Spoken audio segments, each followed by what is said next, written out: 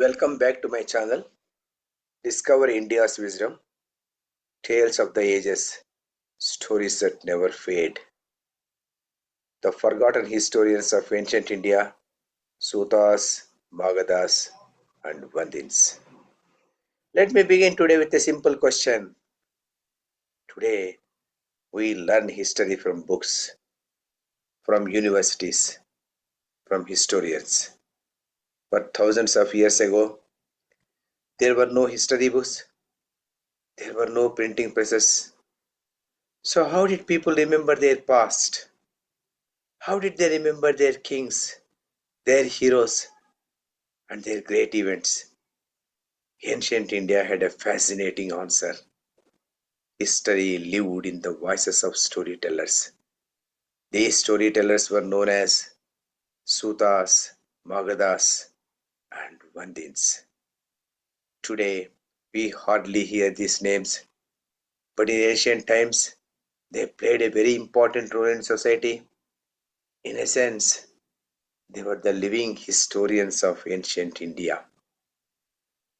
Before we understand their roles, let us first understand an important principle from our scriptures.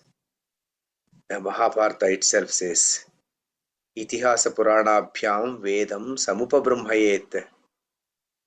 Which means the Vedas must be explained and expanded through Itihasas and Puranas. This is a very profound statement. The Vedas contain deep philosophical truths. But for ordinary people, these truths become meaningful only when they are explained through stories, histories, and narratives. That is why ancient India developed a great storytelling tradition, and the guardians of this tradition were the Sūtas.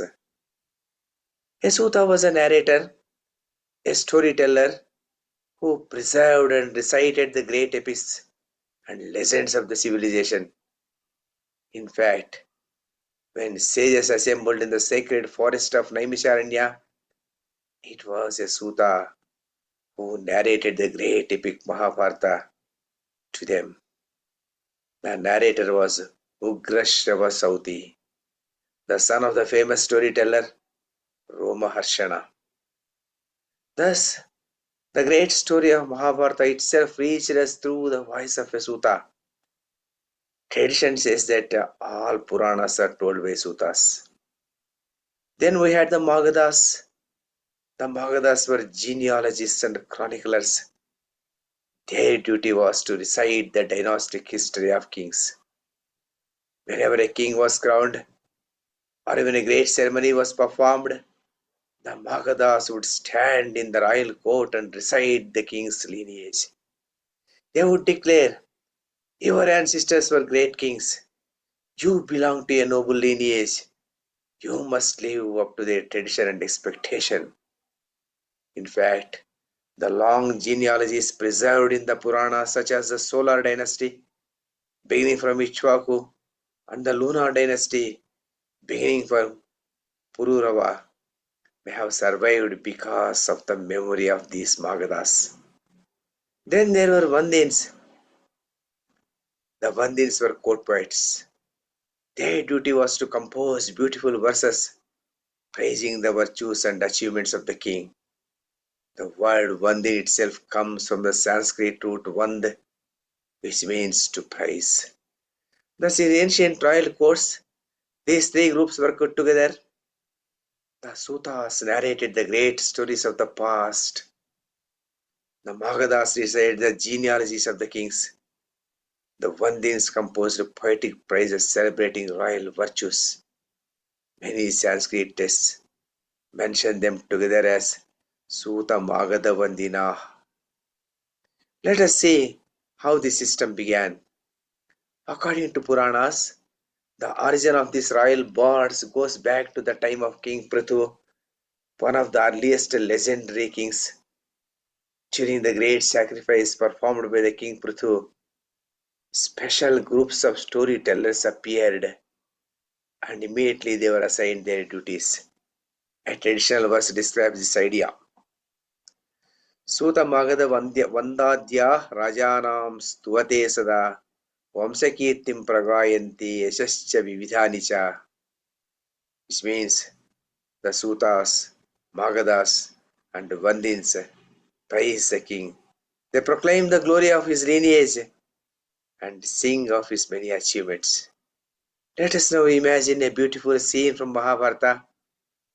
After the great Rasuya sacrifice performed by King Yudhishthira, the royal court was filled with excitement. Kings from all parts of India had gathered in the city of Indraprastha. The ceremony had concluded successfully. At that moment, the Sūtas, Magadhas, and Vandins rose in the royal assembly. The Magadhas began reciting the glorious lineage of the Kuru dynasty, from the ancient king Bharata down to Yudhishthira.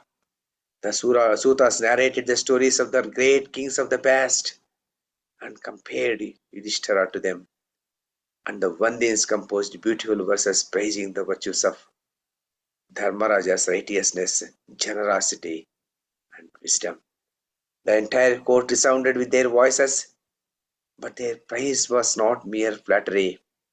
It served an important purpose.